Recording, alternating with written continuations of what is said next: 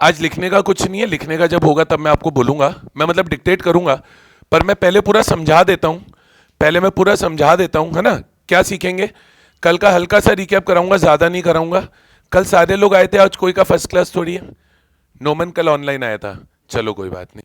चलो आ जाओ, पेपर कैसा हुआ? बढ़िया, ठीक करके आए हो, चलो आओ। तो अब मैं क्या बोल रहा हूं, सुनना मेरी बात ध्यान से। इसका नाम पता है आपको? नोमैन। हाँ, बताओ, स्पेलिंग बताओ अपने नाम की। चलो, तो आप बुरा तो नहीं मानते ऐसे? नहीं ना, चलो, आदत पड़ी। अच्छा चलो सुनाओ। तो मैंने आपको क्या बताया, आपसे कोई पूछेगा इनकम टैक्स क्या है, तो आप क्या बोलेंगे? Any tax levied on income of a person is called income tax. बोलो, any tax levied on income, income पे रुक जाते हैं, इनकम। अब इनकम वर्ड डिफाइंड हुआ सेक्शन 2 के क्लॉज 24 में। इनकम वर्ड डिफाइंड हुआ सेक्शन 2 के क्लॉज 24 में। अब मैंने क्या क्या, इनकम में क्या क्या आएगा? रेंट, रॉयल्टी, मैं बोलूंगा आपको साथ में बाद में बोलना है। पैसे किसने लिए? Rent, royalty, interest and commission, fees, salary, profit from business, gift, voluntary contribution, और सबसे इंपॉर्टेंट इनकम हमारे लिए है कैपिटल गेन और कैजुअल इनकम। ठीक है, अब कैजुअल इनकम क्या होती है? Casual income refers to income based on luck and chance. कल किसी ने एक वर्ड यूज किया था, वो इनकम टैक्स में यूज नहीं होता, इकोनॉमिक्स का वर्ड है विंडफॉल गेन्स। तो कैजुअल इनकम विंडफॉल गेन ही है, जिसको आप 12th तक इकोनॉमिक्स में विंडफॉल गेन बोलते आए हो। ठीक है, कैजुअल इनकम में क्या आ रहा है? कोई गेम शो से आपने पैसा कमा लिया, कोई लॉटरी से कमा लिया, कोई crossword, puzzle game, online gaming, ये सब कैजुअल इनकम आ गई। ठीक है, दूसरी बात याद रखनी है, इनकम टैक्स को लीगल या इलीगल इनकम से मतलब नहीं है। इनकम टैक्स सिर्फ इतना बोलता है, अगर आपने इनकम कमाई है हमें टैक्स दे दो, आप लीगल तरीके से कमाओ इलीगल तरीके से कमाओ वो आप देखो। और एक होता है कि कोई रिसिप्ट हमें हर रेगुलर आती है, कोई इनकम मुझे रेगुलर आ रही है तो वो रेवेन्यू इनकम है, और कोई इनकम मुझे ओकेजनली आ रही है, कभी कभी आ रही है, तो वो कैपिटल इनकम है। तो लॉ बोला चाहे रेवेन्यू रिसिप्ट हो चाहे कैपिटल रिसिप्ट हो, फर्क नहीं पड़ता। लॉ बोला चाहे रेवेन्यू रिसिप्ट हो चाहे कैपिटल रिसिप्ट हो, फर्क नहीं पड़ता, दोनों रिसिप्ट पे टैक्स लगता है। देखो, रेवेन्यू रिसिप्ट वो है जो रेगुलर आ रही है, जैसे मैं ट्यूशन पढ़ाता हूं तो मुझे फीस मिलती है, वो मेरे लिए रेवेन्यू रिसिप्ट है। अब मान लीजिए institute of chartered accountant of India ने कोई इवेंट ऑर्गेनाइज किया, वहां पे मुझे एज अ जज बुला लिया, जैसे लास्ट ईयर की जो जयपुर कॉन्फ्रेंस हुई थी उसमें मैं जज था, तो उसमें इंस्टीट्यूट ने मेरे को 50,000 रुपए दिए। अब वो इनकम तो मुझे रेगुलर नहीं आती, वो तो ओकेजनल इनकम थी, तो वो मेरे लिए क्या है? कैपिटल रिसिप्ट है। लॉ बोला कोई बात नहीं, हम तो कैपिटल रिसिप्ट के ऊपर भी टैक्स लगाएंगे। तो बोलो, any tax levied on income of a person. अब टैक्स लगता है पर्सन पे, मतलब अगर हम पर्सन रहेंगे तो हमारे ऊपर टैक्स लगेगा। मान लो मैं पर्सन ही नहीं हूं तो मेरे ऊपर टैक्स लगेगा ही नहीं। तो अब हमें कौन सा वर्ड डिफाइन करना पड़ेगा? पर्सन। अब इनकम टैक्स में पर्सन का क्या मतलब होता है अपन आज बहुत अच्छे से बोर्ड पे समझते हैं। थोड़ा छोटा लिखूंगा, दिख जाएगा, विजिबिलिटी आएगी, कोई दिक्कत नहीं है। थोड़ा छोटा लिखूंगा, मेरा टारगेट ये कि सिर्फ इतना जो एरिया अपने को बोर्ड पे नजर आ रहा है इसमें हम पूरे पर्सन वर्ड को फिनिश करें। ठीक है, आइए, और पूरा फिनिश करने के बाद मैं आपको डिक्टेट करा दूंगा। आज की क्लास में हम यही पढ़ रहे हैं बस। ठीक है, क्लास हो सकता है थोड़ी सी एक्सटेंड हो जाए क्योंकि पर्सन वर्ड हम पूरा एक ही क्लास में खत्म करेंगे। ठीक है, आइए, तो अब हम कौन सा वर्ड डिफाइन करने की कोशिश कर रहे हैं सर? सर हम पर्सन वर्ड को डिफाइन करने की कोशिश कर रहे हैं।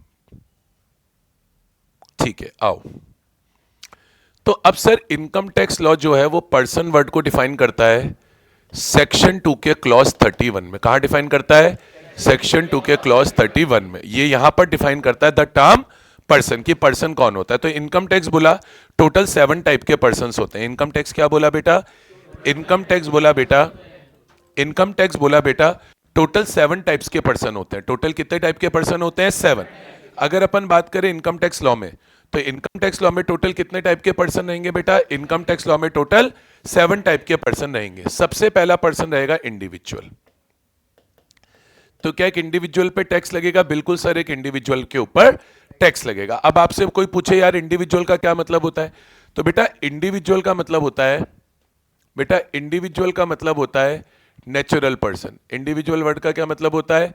Natural person. इंडिविजुअल माने मैन, इंडिविजुअल माने विमेन और इवन चिल्ड्रन। बच्चों पे भी टैक्स लगेगा, यहां पे कोई फर्क नहीं पड़ता major minor.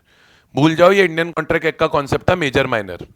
Income tax law बोला हमें नहीं मतलब बच्चा या बड़ा है, इनकम आएगी तो टैक्स देना पड़ेगा। एक छोटा सा एग्जांपल देता हूं बच्चे को कैसे इनकम आती है।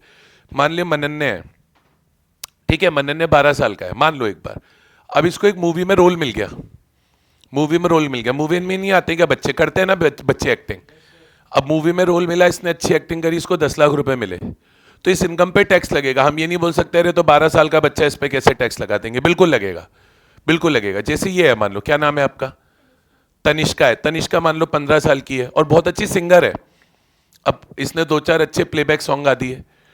अब मुझे बताओ, नहीं गाते हैं कि बच्चे प्लेबैक सॉन्ग्स करते हैं ना मूवी में प्लेबैक सिंगिंग, तो उस प्लेबैक सिंगिंग के लिए इसको मिल गया मान लो अगेन 10 लाख, तो उस पर टैक्स लगेगा। चिराग है, चिराग मान लो 16 साल का है। चिराग के फादर ने चिराग के लिए बैंक में एफडी करा दी, फिक्स डिपॉजिट करा दी 1 करोड़ रुपए की, और उस 1 करोड़ रुपए पे हर साल 8 लाख रुपए का ब्याज आता है, तो वो भी इसकी क्या है, इनकम है। उस इनकम पे क्या लगेगा, टैक्स लगेगा। अब तुम्हारे कईयों के पेरेंट्स ने तुम्हारे लिए बैंक में सेविंग अकाउंट खोला हुआ होगा, उसमें इंटरेस्ट आता होगा, तो इंटरेस्ट इनकम ही तो है और क्या है। चलो अब तो तुम में से ज्यादातर लोग 18 साल के हो चुके हैं, पर हमेशा तो 18 साल के नहीं रहे होंगे। छोटे में ही खोल दिया होगा मम्मी पापा ने तो अकाउंट हमारे लिए, कईयों का खुला हुआ होगा, सेविंग अकाउंट खुला हुआ होगा, मम्मी पापा ने तुम्हारे लिए एफडी कराई हुई होगी, तुम्हारे नाम पे लाइफ इंश्योरेंस कराया होगा। इन सब चीजों से इनकम आती है और उन सबके ऊपर क्या लगता है, टैक्स। तो पहली चीज तो पर्सन कौन है, इंडिविजुअल। इंडिविजुअल माने नेचुरल पर्सन, इसमें मैन भी आएगा, वुमेन भी आएगा, चिल्ड्रन भी आएगा, कोई दिक्कत। अच्छा, उसके बाद पर्सन में और कौन आएगा, इन्होंने बोला पर्सन में आएगी हिंदू अनडिवाइडेड फैमिली। कौन आएगा पर्सन में, हिंदू अनडिवाइडेड फैमिली। अपने को ध्यान रखना है कि हिंदू अनडिवाइडेड फैमिली एचयूएफ भी एक पर्सन है, हिंदू अनडिवाइडेड फैमिली एचयूएफ भी एक पर्सन है। अब आप सबको लगता होगा आपको एचयूएफ आती है, पता होगी एचयूएफ तो सबको। कौन बताएगा मुझे एचयूएफ क्या होती है, बताओ। रॉन्ग आंसर, ठीक है। तो किसी को भी नहीं आता एचयूएफ क्या होती है, किसी को भी नहीं पता यहां पे एचयूएफ क्या होती है, ठीक है। तो एचयूएफ का मतलब आज मैं आपको डिफाइन करा रहा हूं। हमको ऐसा लगता है हमें एचयूएफ आती है, लेकिन जब आपको कोई बोलेगा ना डिफाइन करने बोल दो, आप नहीं डिफाइन कर पाओगे। अभी ये जो बातें बोलने वाला है खुद बोलेगा हाँ सर मैं गलत बोल रहा था, ये तो आपने, मैं तो बिल्कुल बोल ही नहीं सकता थे। एचयूएफ का मतलब क्या होता है, एचयूएफ का मतलब होता है all the male members of the family, परिवार के सारे मेल सदस्य, ऑल द। और अभी मैं प्रूफ करूंगा किसी भी एक बच्चे का एग्जांपल लेके, ये यही एचयूएफ है। All the male members of the family, male members की वाइफ्स एंड अनमैरिड डॉटर, ये है HUF. What is HUF, all the male members in the family, उन मेल मेंबर्स की वाइफ पत्नियां और अनमैरिड डॉटर, इन सबको मिलाकर बोला जाता है एचयूएफ, ठीक है। अच्छा अब मनन ने आप बताओ आपके घर में कौन कौन है, मेल में, सिर्फ मेल में। फादर, पहले दादाजी आने चाहिए था ना बेटा। ग्रैंडफादर, फादर, अच्छा ग्रैंडफादर, ग्रैंडफादर के यंगर ब्रदर, मतलब वो भी आपके ग्रैंडफादर ही हो गए एक तरीके से। तो दो तो ग्रैंडफादर हो गए, फादर और मनन ने, 4 मेल हो गए। अब मेल मेंबर की वाइफ बोलो, ग्रैंडफादर की है 5, ग्रैंडमदर, फिर छोटे वाले ग्रैंडफादर की ग्रैंडमदर, आपकी फादर की जो वाइफ है वो आपकी मदर, और कोई अनमैरिड डॉटर और अनमैरिड डॉटर। अब बताओ इसके अलावा कोई है आपके परिवार में, कोई छूटा आपके परिवार में, कोई भी नहीं छूटा। तो एचयूएफ को कैसे डिफाइन करना, what is right way of defining HUF. किसी ने कभी करा ऐसे डिफाइन, कभी सिखाया आपको, नहीं सिखाया होगा, मैं सिखा रहा हूं, सीखो। एचयूएफ कैसे डिफाइन होती है, और ये मैंने नहीं बोला, ये सुप्रीम कोर्ट बोलती है। अभिषेक सर इतने होशियार नहीं है, ये कौन बोलता है, सुप्रीम कोर्ट बोलती है। बस कोई सिखाता नहीं है, वो मैं अपना अचीवमेंट मानता हूं। आपसे कोई पूछेगा एचयूएफ क्या, क्या बोलेंगे, HUF means all the male members of the family, their wives and unmarried daughter। अब किसी भी हिंदू के परिवार पे आप ये डेफिनेशन अप्लाई कर लेना, इसके अलावा हिंदू अनडिवाइडेड फैमिली में कोई आएगा ही नहीं, कोई बचेगा ही नहीं आपके परिवार में, ठीक है। हाँ अब ये क्लैरिटी रखनी है, हिंदू अनडिवाइडेड फैमिली का जो सीनियर मोस्ट मेंबर है, एवरीबडी नोज, वो करता होता है एंड कर्ता कैन बी मेल, कर्ता कैन बी फीमेल, फीमेल भी कर्ता हो सकती है, ध्यान रखना है, ये भी सुप्रीम कोर्ट की रूलिंग है। और जो कर्ता के अलावा अदर मेंबर्स होते हैं एचयूएफ के, जिनका एचयूएफ की प्रॉपर्टी पे राइट होता है, उन्हें बोला जाता है को पार्टनर्स। ये आई एम श्योर आपको आता था सबको, क्लियर है? एचयूएफ का मतलब समझ गए। अब एचयूएफ को भी अगर इनकम आएगी, एचयूएफ को भी अगर इनकम आएगी तो उस पर एचयूएफ टैक्स देगी, एचयूएफ के मेंबर टैक्स नहीं देंगे, एचयूएफ की इनकम पे एचयूएफ टैक्स देगी। एचयूएफ का इनकम टैक्स में अलग से रजिस्ट्रेशन होता है। अच्छा चलो साथ के साथ एक चीज और बताते हैं, थोड़ा ऑल्टरनेट पॉइंट है। इनकम टैक्स में जब आप रजिस्ट्रेशन कराते हैं तो आपको एक रजिस्ट्रेशन नंबर मिलता है जिसको बोला जाता है परमानेंट अकाउंट नंबर। जब आप इनकम टैक्स में अपना रजिस्ट्रेशन कराते हैं तो आपको एक परमानेंट अकाउंट नंबर मिलता है, पैन बोलते हैं। क्या बोलते हैं? Pan. And it's a 10 digit number, and it's a 10 digit का होता है, अल्फा न्यूमेरिक कोड है ये क्या है? Alpha numeric. अल्फा मतलब इसमें अल्फाबेट्स भी होंगे और न्यूमेरिक मतलब इसमें नंबर भी होंगे, ठीक है? तो इनकम टैक्स में जब हम अपना रजिस्ट्रेशन करा लेते हैं तो हमको 10 डिजिट का एक रजिस्ट्रेशन नंबर मिलता है which is called as PAN number. तो आज एचयूएफ को इनकम टैक्स में अपना अलग क्या कराना पड़ेगा? रजिस्ट्रेशन कराना पड़ेगा। और एचयूएफ जब इनकम टैक्स में अपना एक क्या करा लेगी? अलग रजिस्ट्रेशन करा लेगी, तो उसको एक रजिस्ट्रेशन नंबर मिलेगा which will be called as PAN. फिर एचयूएफ को जो भी इनकम आएगी उस पर टैक्स करता नहीं देगा, को पार्टनर्स नहीं देंगे, एचयूएफ देगी। इनकम टैक्स की आइज में एचयूएफ अलग है, एचयूएफ के मेंबर्स अलग है। देखो वैसे एचयूएफ का सेपरेट लीगल स्टेटस नहीं होता, पर इनकम टैक्स की आइज में, अब देखो कितना इंपॉर्टेंट है समझना, इनकम टैक्स की आइज में एचयूएफ अलग है और एचयूएफ के मेंबर्स अलग है। तो इनकम टैक्स बोलता है हमें मेंबर से मतलब नहीं है। मान लीजिए मनन ने, आपके ग्रैंडफादर का क्या नाम है? ओम प्रकाश। तो मनन्ने के जो ग्रैंडफादर होंगे उनकी एचयूएफ का नाम होगा ओम प्रकाश एंड सन्स। क्या नाम होगा? ओम प्रकाश एंड सन्स, ठीक है? एंड ग्रैंड सन्स भी ले ले, बुरा मत मान यार तू। ओम प्रकाश एंड सन्स, ठीक है? हाँ हाँ, ओम प्रकाश एंड सन्स, वो एचयूएफ का नाम होगा। तो इनकम टैक्स लॉ बोल रहा है ओम प्रकाश एंड सन्स अलग है, ओम प्रकाश अलग है, ओम प्रकाश के छोटे ब्रदर अलग है, ओम प्रकाश के बेटे अलग है, ओम प्रकाश के पोते अलग है, वाइफ्स अलग है, उनसे हमें नहीं मतलब। हमारे लिए ओम प्रकाश एंड सन्स एक अलग पर्सन है, और जो भी income Om Prakash and Sons को आएगी उस पे tax Om Prakash and Sons को देना पड़ेगा। बोलो आया?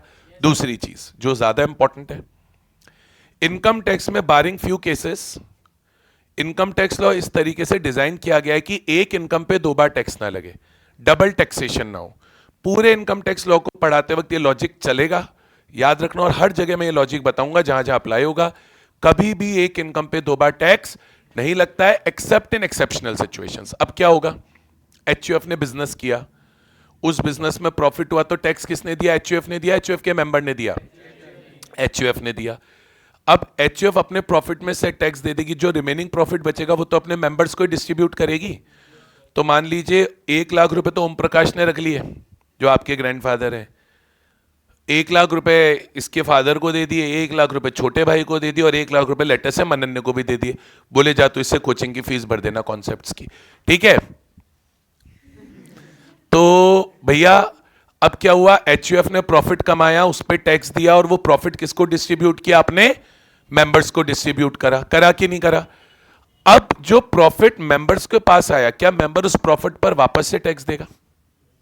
भाई एचयूएफ ने प्रॉफिट कमाया, उस पर टैक्स दिया। सोचना कितनी अच्छी बात बता रहा हूं। आप लोगों ने डाउट नहीं पूछा, लेकिन ये डाउट मन में रहना चाहिए था, और नहीं है तो कोई बात नहीं, उसे पैदा भी करो और क्लियर भी करो। एचयूएफ ने प्रॉफिट कमाया, अपने प्रॉफिट पे टैक्स दिया, उसका रिमेनिंग जो प्रॉफिट बचा वो मेंबर्स में डिस्ट्रीब्यूट किया। तो मेंबर अपने आप में क्या इंडिविजुअल है?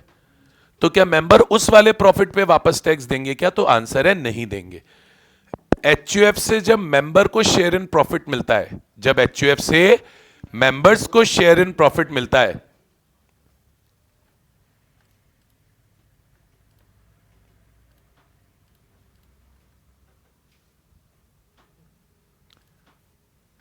बेटा ऑनलाइन में कैमरा बंद हो गया ना? हाँ अब हो गया ना? आओ। तो एचयूएफ से जो किससे बेटा?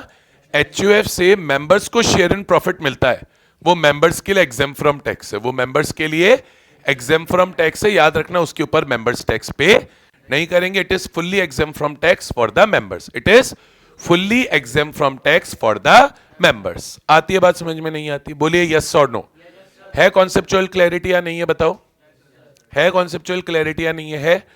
तो अपने को क्या समझ में आया? एचयूएफ क्या है? एचयूएफ माने परिवार के सारे मेल मेंबर्स, उनकी वाइफ्स और अनमैरिड डॉटर।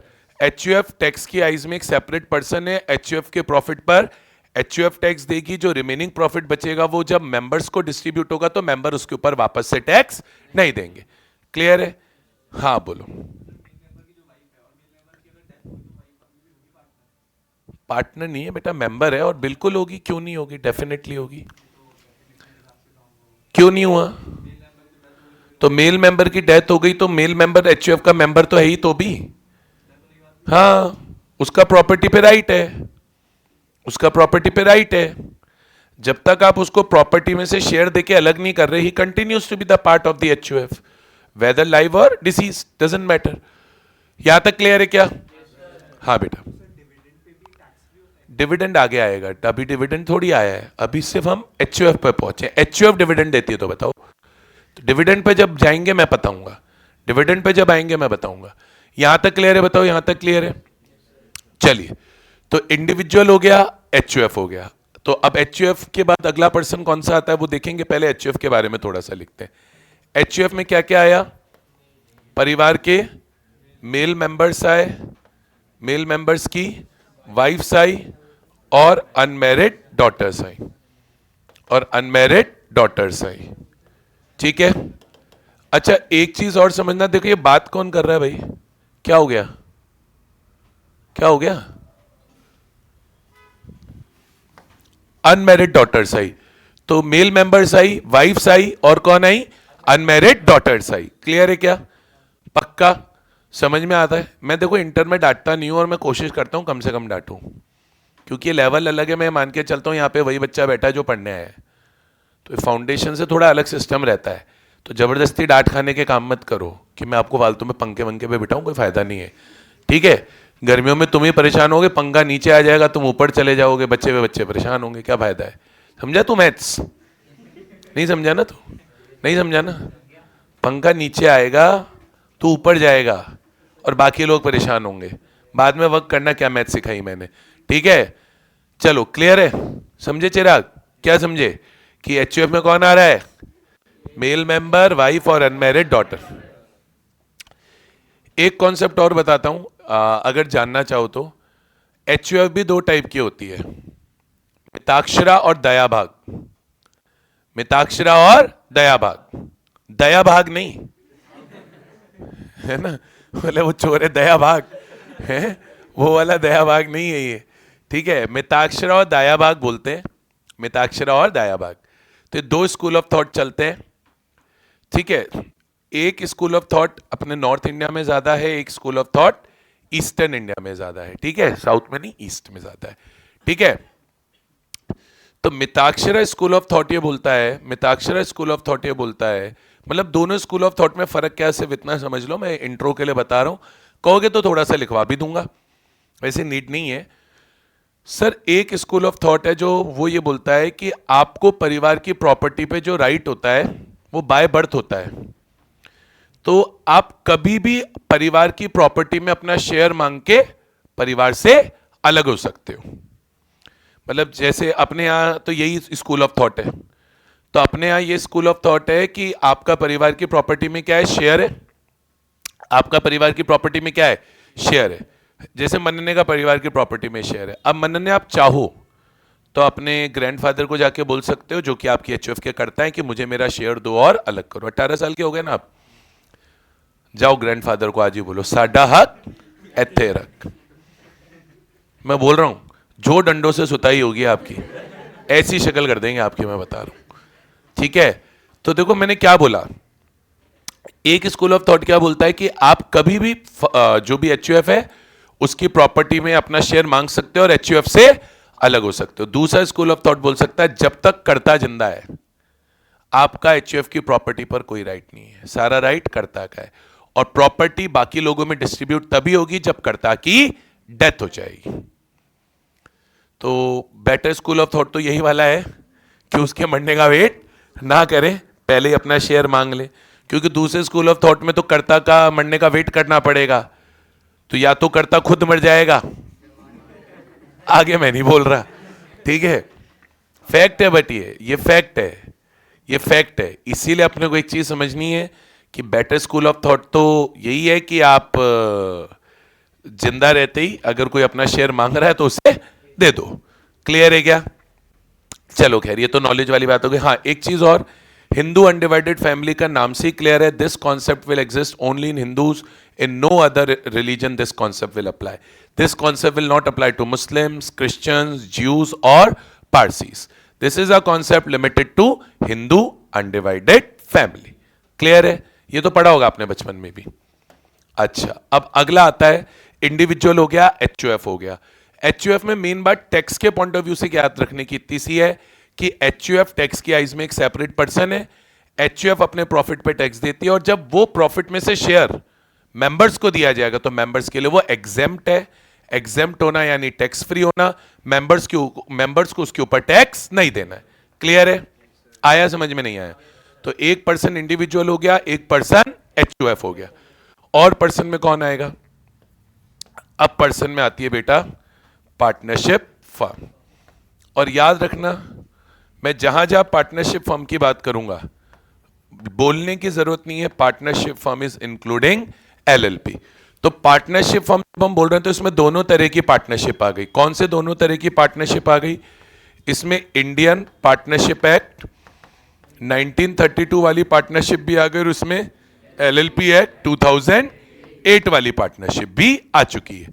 आती है बात समझ में? इसमें इंडियन पार्टनरशिप एक्ट 1932 वाली पार्टनरशिप भी आ गई और इसमें एलएलपी एक्ट 2008 वाली पार्टनरशिप भी आ चुकी है। ठीक है, अब अपने को क्या समझना है? अब अपने को आगे क्या समझना है? सेम थिंग जो एचयूएफ में होती है वही पार्टनरशिप में होती है। पार्टनरशिप का मीनिंग तो मुझे समझाने की जरूरत है ही नहीं। एलएलपी का मतलब तो हमने सीख ही लिया डिटेल में, और वैसे भी आपको आता है। और पार्टनरशिप हम फाउंडेशन में पढ़ के आए हैं।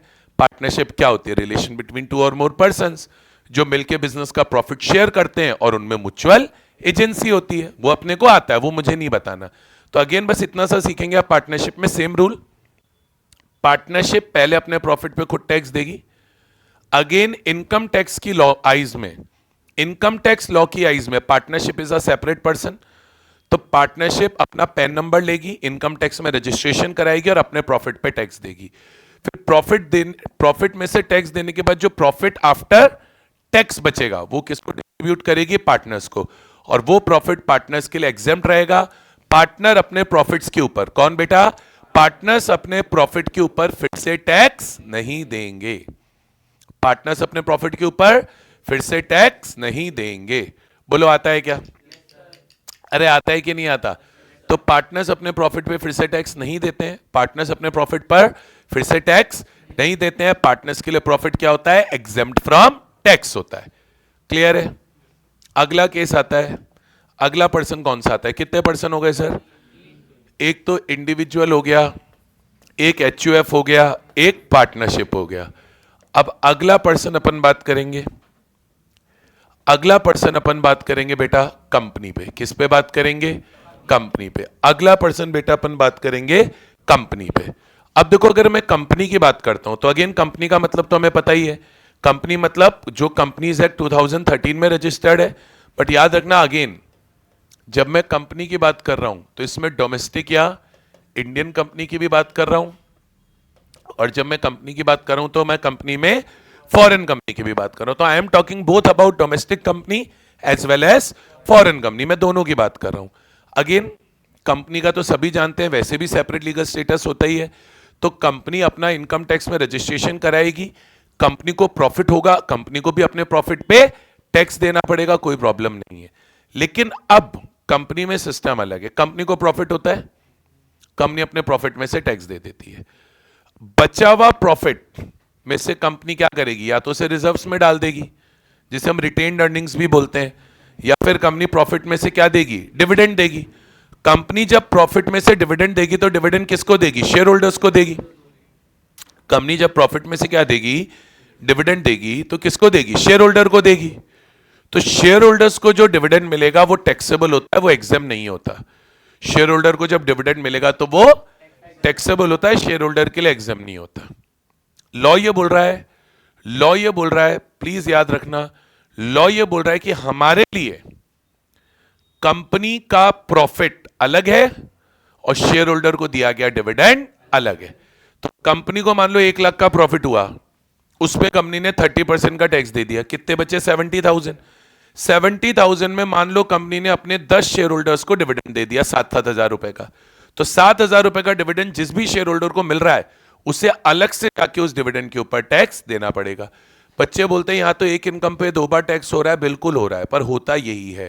मैंने क्या बोला, जनरली एक इनकम पे 2 बार टैक्स नहीं होता, लेकिन कुछ ऐसे एक्सेप्शनल केसेस आएंगे जहां पर एक इनकम पे 2 बार टैक्स लग रहा होगा, इन कंपनीज वन सच केस। तो यही कंपनी को बनाने का एक ड्रॉबैक है। कंपनी को बनाने के 2 ड्रॉबैक हैं, एक तो लीगल कंप्लायंसेस ज्यादा है, और कंपनी में अगर आप सोचोगे तो टैक्स भी ज्यादा हो गया, क्योंकि 30% इनकम टैक्स तो पहले कंपनी देगी, फिर वो इनकम टैक्स के बाद का जो प्रॉफिट बचेगा वो शेयर होल्डर को डिस्ट्रीब्यूट होएगा, और शेयर होल्डर को भी उस डिविडेंड के ऊपर क्या देना पड़ेगा, टैक्स। तो देखा जाए तो जो टोटल टैक्स हो गया वो 30% प्रॉफिट पे प्लस मान लो डिविडेंड पे 15% टैक्स लग रहा, तो 30 + 15 45% का टैक्स हो गया। तो इसीलिए कंपनी बनाना इतनी एडवाइजेबल बात नहीं है। क्लियर है? अनटिल एंड अनलेस आपको बहुत लार्ज स्केल पे बिजनेस करना है, क्योंकि फिर लार्ज स्केल पे बिजनेस करने में एलएलपी वगैरह में दिक्कत आती है, फिर आपको कंपनी बनाना ही बेटर होता है। आती है बात समझ में? नहीं आती, क्योंकि एलएलपी वगैरह पब्लिक इशू नहीं ला सकती ना। पब्लिक इशू अगर आपको लाना है तो आपको कंपनी बनानी पड़ती, फिर आपके पास ऑप्शन नहीं रहता। समझ में आई बात? तो ये हो गया कंपनी। तो कितने टाइप के पर्सन हो गए? 4। अब अगला पर्सन आ रहा है, अब 3 पर्सन आएंगे, तीनों हमारे लिए नए हैं, तीनों हमारे लिए नए हैं। अब एक अगला पर्सन आता है बेटा, एक अगला पर्सन आता है बेटा अपने लिए, क्या आता है? इससे बोला जाता है बेटा एसोसिएशन ऑफ पर्संस। क्या बोलते हैं? Association of persons, more popularly known as AOP, या it is also called as, या it is also called as body of individuals. क्या बोलते हैं इसको? Body of individuals, more popularly known as BOI, AOP या बीओआई। ठीक है? पूरे लॉ में अगर आप देखोगे तो हर जगह आपको एओपी बीओआई ही लिखा हुआ मिलेगा। याद रखना है, एओपी बोल लो बीओआई बोल लो एक ही बात है। एओपी माने एसोसिएशन ऑफ पर्सन, बीओआई माने body of individual. Sir AOP या बीओआई क्या है? एओपी या बीओआई माने group of persons, group of persons जो मिलकर एक एक्टिविटी कर रहे हैं। सिंपल, दिस अ ग्रुप, वो ग्रुप मिलकर एक एक्टिविटी कर रहा है जिसका मोटिव प्रॉफिट कमाना हो भी सकता है और नहीं भी हो सकता है। एक ग्रुप है, मिलकर एक्टिविटी कर रहा है जिसका मोटिव प्रॉफिट कमाना हो भी सकता है, नो भी हो सकता है, not being a partnership. Partnership नहीं है, बोले ग्रुप है पर वो पार्टनरशिप नहीं है, और उनका एम प्रॉफिट कमाना है भी और नहीं भी है, मतलब हो भी सकता है और नहीं भी हो सकता है। दैट इज अ एओपी और अ बीओआई। अब क्या बोलने में इतना नहीं समझ में आ रहा? वैसे तो पता चल गया, ठीक है, ग्रुप है, मिलकर एक एक्टिविटी कर रहा है, पर क्लैरिटी कब आएगी? जब मैं एग्जांपल दूंगा। तो 2 बेस्ट एग्जांपल मैं आपको दे रहा हूं एओपी के। एक तो जितने भी होते हैं, एक सोसाइटी, दोनों बेस्ट एग्जांपल है एओपी के। जैसे क्लब क्या होता है? Club is a recreational place, club is a recreation के लिए बनाई गई प्लेस। क्लब क्या होता है? ग्रुप ऑफ पर्सन होता है, वो मिलकर एक क्लब बना लेते हैं।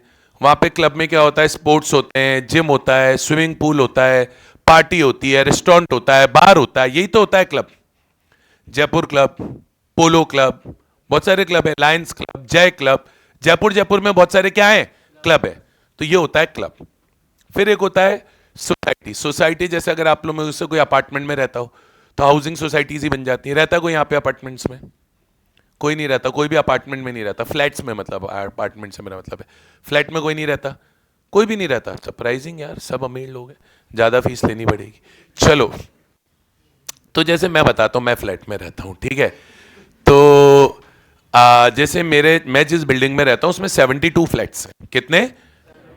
अब हम अपने फ्लैट का खर्चा खुद करते हैं, लेकिन कुछ कॉमन खर्चे होते हैं जो पूरी बिल्डिंग के होते हैं, जैसे security guard, CCTV camera, building की कॉमन लाइटिंग का इलेक्ट्रिसिटी बिल, स्विमिंग पूल का खर्चा, गार्डनिंग का खर्चा, लिफ्ट का खर्चा, डेली क्लीनिंग का खर्चा, मेंटेनेंस का खर्चा। तो ये 8-10 मेन खर्चे हैं। जैसे मैं अपनी सोसाइटी में ट्रेजरर हूं, जो मेरी सोसाइटी है वहां मैं ट्रेजरर हूं, ठीक है। और अब सोसाइटी में क्या होता है कि एक सेक्रेटरी होता है जो मेन बंदा होता है, एक ट्रेजरर होता है और एक प्रेसिडेंट होता है।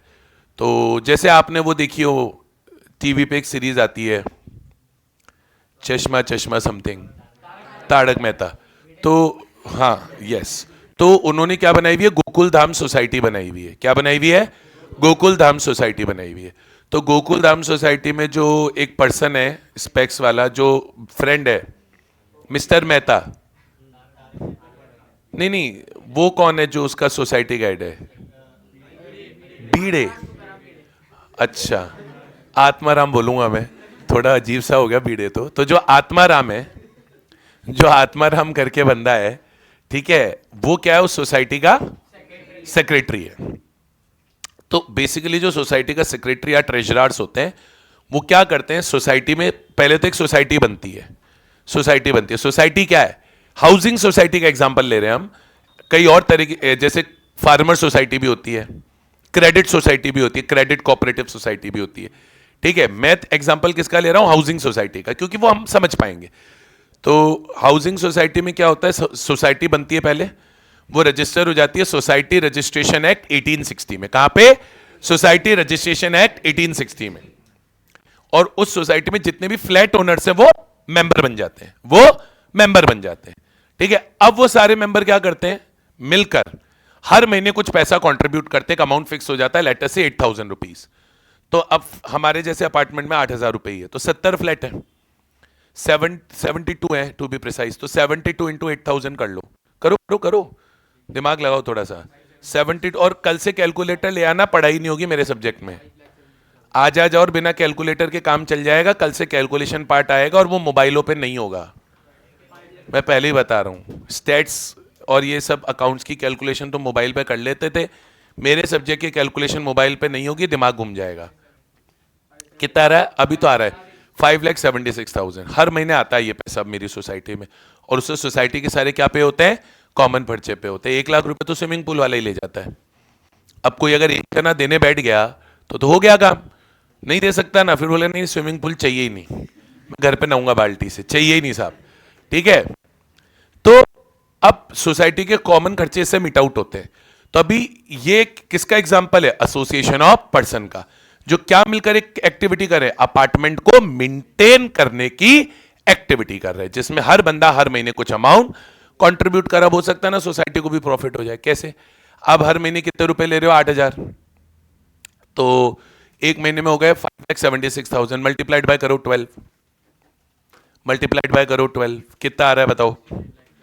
69 लाख, राउंड फिगर में बोलते हैं 70 लाख रुपए आ रहे हैं। अब ये 70 लाख रुपए में मान लो हर 65 लाख रुपए ही हुए, पॉसिबल है? जो थोड़े सारे खर्च हो जाएगा। 5 लाख रुपए का सोसाइटी को क्या हो गया? प्रॉफिट हो गया। उस प्रॉफिट पे अब सोसाइटी को क्या देना पड़ेगा? टैक्स देना पड़ेगा। तो देखो, एओपी या बीओआई जनरली अगर मेरे को बोलोगे तो प्रॉफिट मेकिंग मोटिव से नहीं होती हैं, लेकिन अगर इनको प्रॉफिट हो जाता है तो इनको भी उस प्रॉफिट पे क्या देना पड़ता है? टैक्स देना पड़ता है। एग्जेम्पशन में एग्जेम्पशन नहीं है। तो एओपी या बीओआई भी क्या हो गया? एक पर्सन हो गया। अब आपसे कोई पूछे एओपी या बीओआई क्या है, तो कैसे डिफाइन करोगे? एओपी और अ BOI refers to a group of person carrying on any activity together where the profit motive may or may not exist. Profit motive हो भी सकता है, नहीं भी हो सकता है, डजंट मैटर।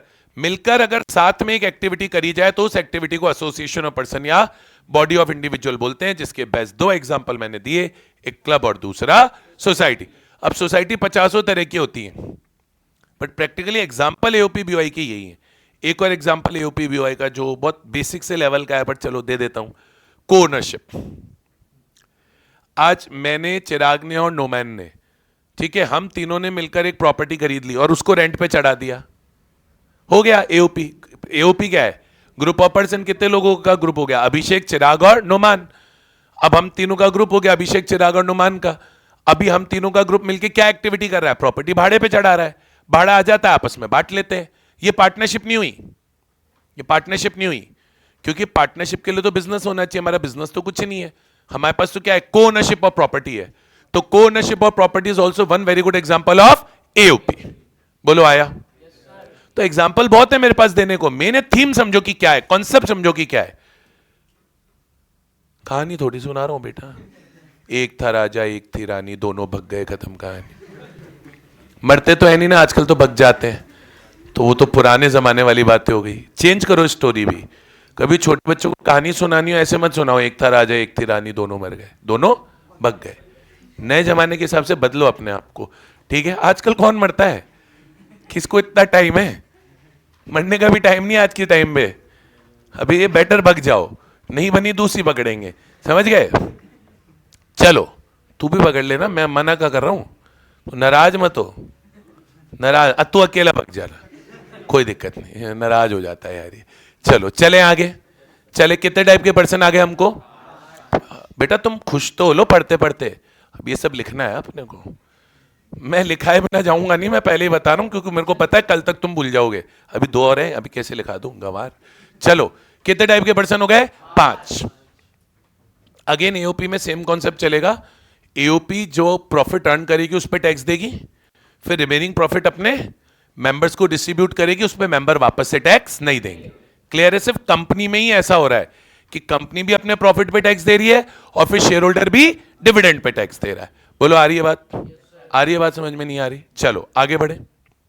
क्या समझाने वाले हो सर? समझाएंगे कुछ तो, तुम क्यों घबराते हो?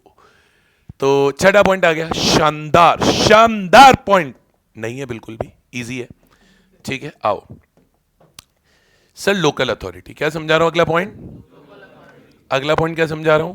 Local authority. अब सर लोकल अथॉरिटी सिंपल समझो, 5 लोगों को बोलते हैं। कितने लोगों को? 5। Local authority means 5%। वैसे to be very honest, local authority is part of government only. Local authority is part of government only, but इसे पर्सन माना गया है और इन पे टैक्स भी लग जाता है, इन पे टैक्स भी लग जाता है। लोकल अथॉरिटी कौन हुए?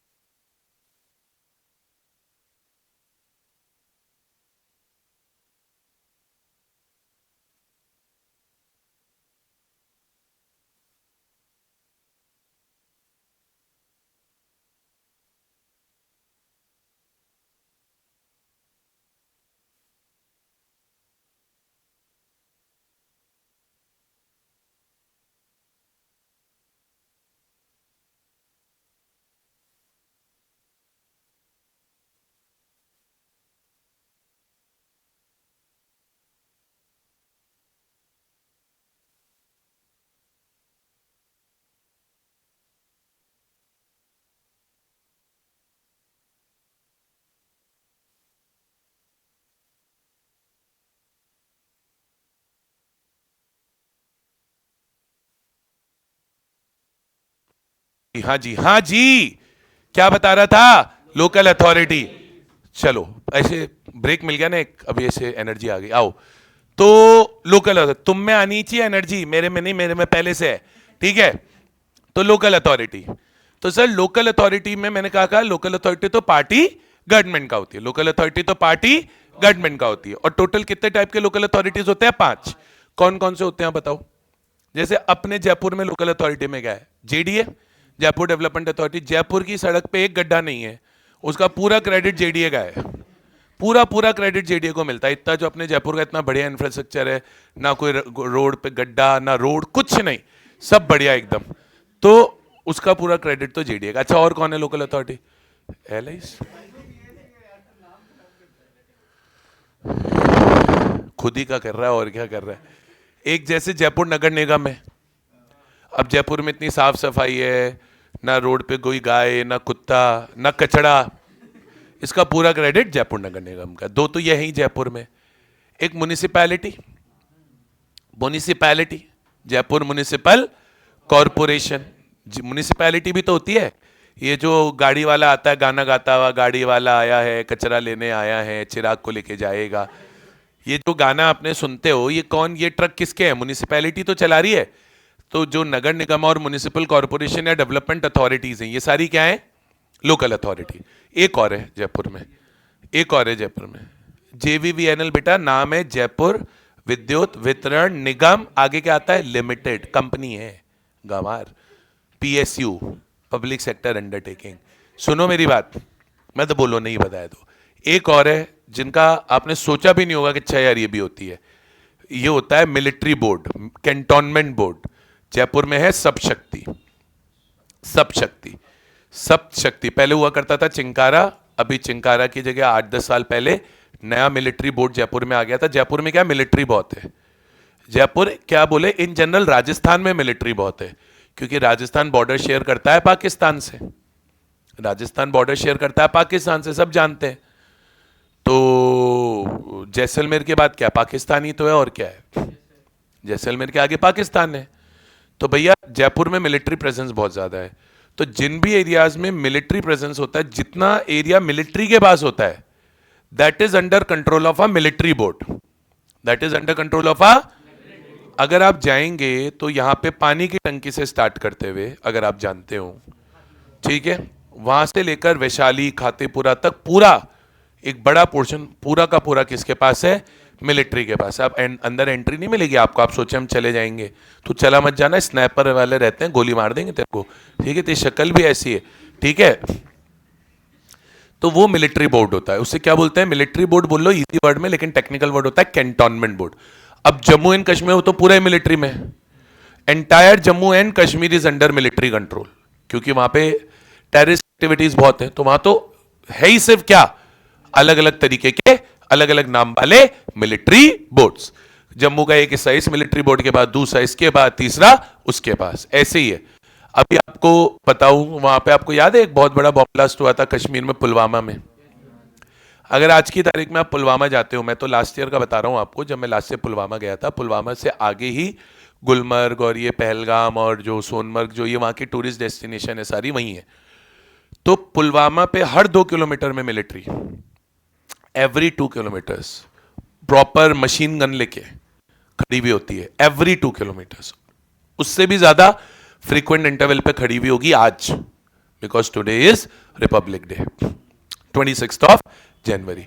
वो तो हम जैसे अच्छे लोग हैं जो पढ़ने आ गए, नहीं तो कौन पढ़ता है 26 जनवरी को? तो छुट्टी वाला दिन होता है, ठीक है, लोग तो लड्डू वड्डू खा रहे होते हैं। तो खैर, तो वो हो गया मिलिट्री बोर्ड, तो that is also a local authority. तो कितने तरह के लोकल अथॉरिटी हो गए? 4।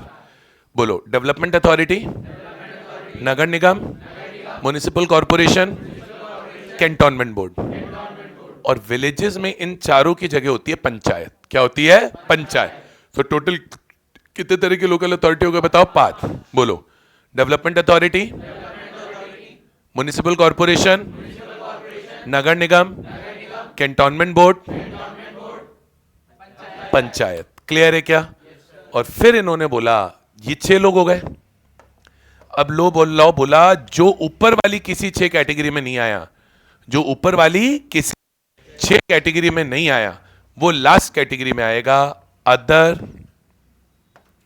Persons, other artificial persons. Artificial इसलिए बोल रहे हैं क्योंकि जिंदा नहीं है ना यार, आपके और मेरे जैसे। अब अदर आर्टिफिशियल पर्सन में कौन आया? सोचो ऊपर कितने सारे लोग नहीं आए, सोच के देखो ऊपर कितने सारे लोग नहीं आए, बहुत सारे लोग नहीं आए ऊपर।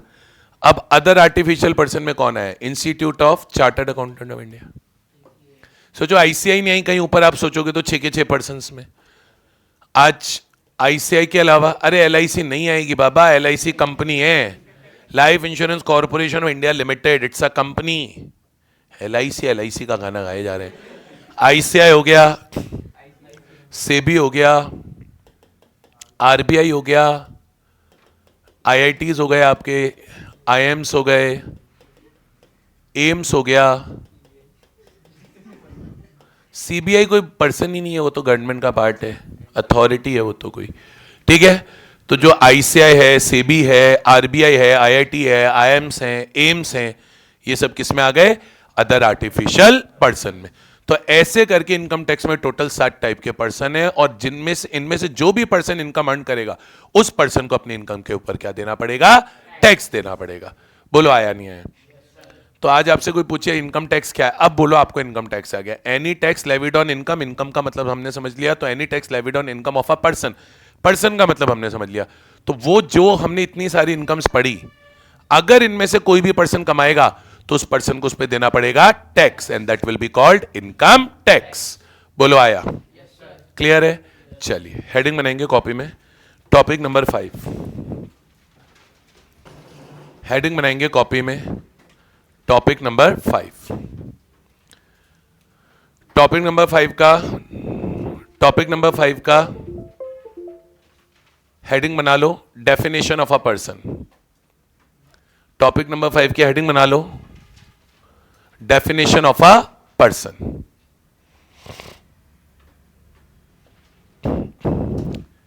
टॉपिक नंबर 5 की हेडिंग बना लो, definition of a person. Bracket में सेक्शन लिख लो, ब्रैकेट में सेक्शन लिख लो, सेक्शन 2 क्लॉज 31। ब्रैकेट में सेक्शन लिख लो, सेक्शन 2 क्लॉज 31। ब्रैकेट में सेक्शन लिख लो, सेक्शन 2 क्लॉज 31। लिख लिया आपने सेक्शन 2 क्लॉज 31? लिख लिया आपने सेक्शन 2 क्लॉज 31? चलो बहुत बढ़िया। अब अगर आपने सेक्शन 2 क्लॉज 31 लिख लिया है तो इसको एक्सप्लेन करना चालू करेंगे। आप लिखेंगे as per section 2, next line में लिखना चालू करना, as per section 2 clause 31, as per section 2 clause 31,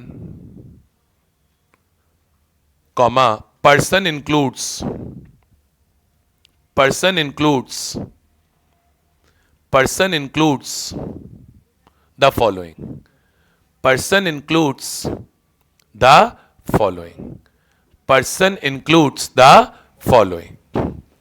सबसे पहले बनाएंगे first point, first point individual, first point individual, first point individual, that is man, women and children, that is man, women and children, that is man, women and children, that is man, women and children. Second point बनाएंगे Hindu undivided family, second point बनाएंगे Hindu undivided family, second point बनाएंगे Hindu undivided family, Hindu undivided family which includes, Hindu undivided family which includes all the male members of the family, Hindu undivided family which includes all the male members of the family, Hindu undivided family which includes all the male members of the family, which includes all the male members of the family, which includes all the male members of the family, comma, their wives, all the male members of the family, their wives and children, and and unmarried daughters, all the male members of the family, their wives and unmarried daughter, their wives and unmarried daughter, their wives and unmarried daughter। ठीक है, third point बनाएंगे partnership firm including limited liability partnership, partnership firm including limited liability partnership, partnership firm including, full form लिख लेना, कंजूसी मत मारना LLP लिख के, partnership firm including limited liability partnership, bracket में लिख लेना LLP, including limited liability partnership, ठीक है। फोर्थ पॉइंट लिखना कंपनी, फोर्थ पॉइंट लिखना कंपनी। अच्छा, इनका कोई मीनिंग एक्सप्लेन नहीं करना, इनकम टैक्स में कोई इनका मीनिंग नहीं समझाया हुआ है कि बैठ के आप पेपर में डिफाइन करके आ रहा है ले पार्टनरशिप ले कंपनी, ठीक है, कोई एक्सप्लेन नहीं किया हुआ है, जरूरत भी नहीं है एक्सप्लेन करने की। पार्टनरशिप वर्ड ये नहीं डिफाइन करते इनकम टैक्स लॉ, वो पार्टनरशिप एक्ट करता है, हम पार्टनरशिप एक्ट का पेपर नहीं कर रहे हैं। हमने अभी जितनी बातें सीखी अपनी अंडरस्टैंडिंग के लिए सीखी है, लॉ सिर्फ इतना ही बोलता है जो मैं लिखा रहा हूं, आई बात समझ में। और पेपर में कोई नहीं पूछने वाला, थ्योरी सवाल नहीं आते हैं, मैं पहले ही बोल चुका हूं, टैक्स में थ्योरी सवाल नहीं आता है। टैक्स में 4 नंबर का एक थ्योरी आएगा, वो भी एक ही चैप्टर है रिटर्न ऑफ इनकम करके, जो हमारे सिलेबस का लास्ट चैप्टर है इनकम टैक्स का। बाकी कहीं कोई थ्योरी सवाल पूरे टैक्स के पेपर में नहीं आता है, समझ गए क्या। फोर्थ पॉइंट बनाएंगे, फोर्थ पॉइंट बनाएंगे कंपनी वेदर इंडियन और फॉरेन, फोर्थ पॉइंट बनाएंगे कंपनी वेदर इंडियन और फॉरेन, फोर्थ पॉइंट बनाएंगे कंपनी वेदर इंडियन और फॉरेन, वेदर इंडियन और फॉरेन। फिफ्थ पॉइंट बनाएंगे, फिफ्थ पॉइंट बनाएंगे, बताओ फिफ्थ पॉइंट क्या लिखना है, एओपी। अब एओपी को प्रॉपर डिफाइन करते हुए लिखेंगे association of persons, association of persons oblique body of individuals, association of persons oblique body of individuals, oblique body of individuals, oblique body of individuals which means a group of person, which means a group of person, which means a group of person, which means a group of person, which means a group of person carrying on any activity together, which means a group of person carrying on any activity together, which means a group of person carrying on any activity together, which means a group of person carrying on any activity together, carrying on any activity together, whether with the motive to earn, whether with the motive to earn profit or not, whether with the motive to earn profit or not, whether with the motive to earn profit or not, whether with the motive to earn profit or not, whether with the motive to earn profit or not। देखो full stop लगा के, for example club और society, for example बेटा 6 point थोड़ी हुआ ना, इसका example हुआ, क्या कर रहे हो। फॉर एग्जाम्पल क्लब और सोसाइटी, ठीक है। अब लिखेंगे सिक्स्थ पॉइंट, अब लिखेंगे sixth point local authority which includes, local authority which includes, local authority which includes dash लगा के ABCD करके लिखते जाओ, local authority which includes A point, और बोर्ड पे स्पेलिंग लिखी हुई है, किसी की भी स्पेलिंग गलत मत लिखना।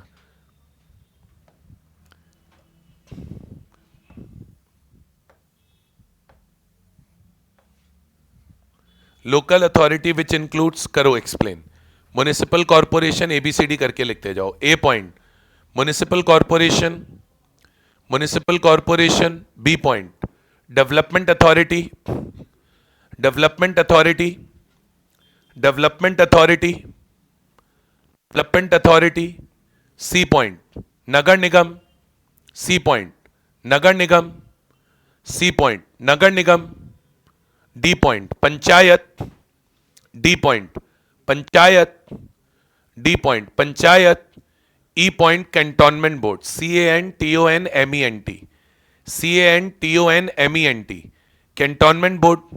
कितने पॉइंट हो गए, 5 हो गए, वेरी गुड। और लास्ट 7 टाइप ऑफ पर्सन लिखेंगे अब, other artificial persons, 7 type of person लिखेंगे, other artificial persons not covered in above categories, other artificial persons not covered in above categories, other artificial persons not covered in above categories, other artificial persons not covered in above categories. Not covered in above categories. For example,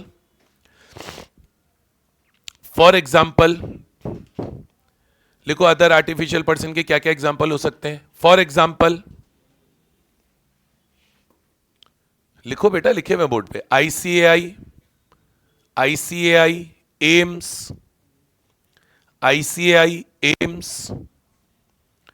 IIT, ICSI, SEBI etcetera. यहां तक clear है? ये अपना क्या खत्म हो गया बेटा? पर्सन खत्म हो गया. समझ में आया नहीं आया? अब आप फाइनली बोल सकते हो कि हमें इनकम भी आ गया, पर्सन भी आ गया, और हमें मीनिंग ऑफ इनकम टैक्स भी समझ में आ गया. अब कल जब हम आएंगे तो एक बहुत फंडामेंटल टॉपिक चालू करेंगे, असेसी, जो आपको बोर्ड पे नजर आ रहा है. एक फंडामेंटल टॉपिक चालू करेंगे किसका? असेसी का, जो आपको ये बोर्ड पे नजर आ रहा है. और एक टॉपिक हम पढ़ेंगे प्रीवियस ईयर और असेसमेंट ईयर. ये दो टॉपिक है जो हमें कल की क्लास में स्टार्ट करने. आती है बात समझ में? नहीं आती है बोलिए यस और नो. आ रही है बात समझ में? सभी स्टूडेंट्स को बोलो बेटा. हाँ बेटा. Trust is AOP, association of person. Yes बेटा. वो पर इंडिविजुअल पे आ जाते हैं. They will fall under the category of individual, और इंडिया में ट्रांसजेंडर को मैन माना जाता है. यहां तक क्लियर है? नेक्स्ट. एनपीओ तो बेटा डिपेंड करता है, अगर चैरिटेबल ट्रस्ट के अंदर है या सोसाइटी के अंदर है तो एओपी में आएगा, और कंपनीज एक्ट में रजिस्टर्ड है तो कंपनी में आएगा. वो तो डिपेंड करता है आपने अपनी एनपीओ को रजिस्टर कहाँ करा है. अगर एक not for profit organisation is a trust registered under Indian trust act 1882, then it becomes an AOP. If it is registered as a society, then also it becomes an AOP. But if it is registered under Section 8 of Companies Act 13, then it becomes a company. Depend, हाँ, tax लगता है school पे. Again depends, school कौन से law में registered है. School कोई person थोड़ी होता है, स्कूल तो बिजनेस है. कोचिंग सेंटर भी पूछ सकते हो ऐसे तो आप. कोचिंग सेंटर तो बिजनेस है, स्कूल तो बिजनेस है. स्कूल तो सर्विस दे रहा है एजुकेशन की. अभी आपका स्कूल सोल प्रोप्राइटरशिप है या एचयूएफ है या कंपनी है, उस पर डिपेंड करता है. अभी जैसे आपके नीरजा मोदी है, उन्होंने कंपनी बना के रखा है तो वैसा कंपनी काम कर रहा है. सेंट जेवियर्स है, महेश्वरी पब्लिक स्कूल है, ये सब सोसाइटी बने हुए हैं, तो ये लोग एओपी की कैटेगरी में फॉल हो गए. और बताइए. Amul is a cooperative society. Anand milk union limited registered under multi state cooperative societies act 2002. ठीक है. टैक्स देगा, अभी आएगा, ये आगे अपन पढ़ेंगे. अपने जब टैक्स की कैलकुलेशन सीखेंगे, जो इस चैप्टर, जो अगला चैप्टर आएगा चैप्टर 2 अपने सिलेबस का, वहां पे अपन दो टर्म सीखेंगे, रेसिडेंट और नॉन रेसिडेंट, और हम उनकी इनकम निकालना सीखेंगे, और उनकी टैक्स रेट तो हम इसी चैप्टर में सीख लेंगे. तो बिल्कुल रेसिडेंट पे भी टैक्स लगता है, नॉन रेसिडेंट पे भी टैक्स लगता है, हर उस इनकम पे टैक्स लगता है जो इनकम इंडिया में अर्न हुई है. कमाने वाला बंदा इंडिया का है या बाहर का है, उससे कोई फर्क नहीं पड़ता. और हम दोनों का टैक्सेशन का रेट तो इसी चैप्टर में सीख लेंगे, कैलकुलेशन इसी चैप्टर में सीख लेंगे. फिर मैं आपको रेसिडेंट और नॉन रेसिडेंट का कैलकुलेशन सिखाऊंगा चैप्टर नंबर 2 में. यहां तक क्लियर है? चलो थोड़ा सा एक दिखाते हैं, अगर हल्का सा डिस्कशन हो गया इसलिए, वरना तो नहीं, कल करते. 2 मिनट और लूंगा, ज्यादा नहीं लूंगा आपके. जैसे अपन बात करें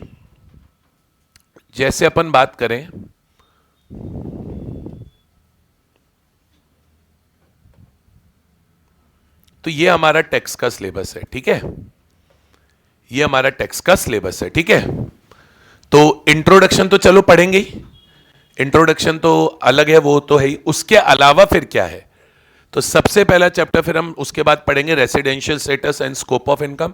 इसमें आपको रेसिडेंट और नॉन रेसिडेंट की इनकम का कैलकुलेशन सिखाया जाएगा. फिर अलग अलग इनकम का कैलकुलेशन सीखेंगे, salary, house property, business, capital gain, फिर और बहुत सारे अलग अलग चैप्टर. अब ऐसे तो क्या समझाऊं, जब पढ़ाऊंगा तभी बताऊंगा. यहां तक बात समझ में आती है? तो ये ऐसे पूरी बुक है, इंडेक्स नेक्स्ट पेज पे भी कंटिन्यू हो रहा है, घबराना मत. ठीक है, तो मैंने जानबूझ के स्क्रॉल ही नहीं किया, मैंने फालतू में पैनिक होगी. समझ में आ रहा नहीं आ रहा आपको तो बताओ. तो पढ़ने को बहुत कुछ है, शांति से पढ़ते जाओ, भगवान की गुण गाते जाओ, उससे ज्यादा दिमाग मत लगाओ. ठीक है, आपको बुक देंगे, सारी चीजें आएंगी. क्लियर है? बस ये इंट्रो खत्म कर दो, टैक्स की मैं सीधे बुक ही दे दूंगा, टैक्स में शीट वीट के लफड़े में नहीं पड़ेंगे। यहाँ तक क्लियर है? क्योंकि वो आप घुमा दोगे शीट वीट, फिर दिक्कत आएगी। लॉ में भी ये वाले चैप्टर को छोड़ के बस ये चैप्टर खत्म कर लो, फिर आपको सीधे बुक ही पकड़ाएंगे, नहीं आप खोदोगे दिक्कत आएगी। यहाँ तक क्लियर है? बोलो यस और नो। चलिए।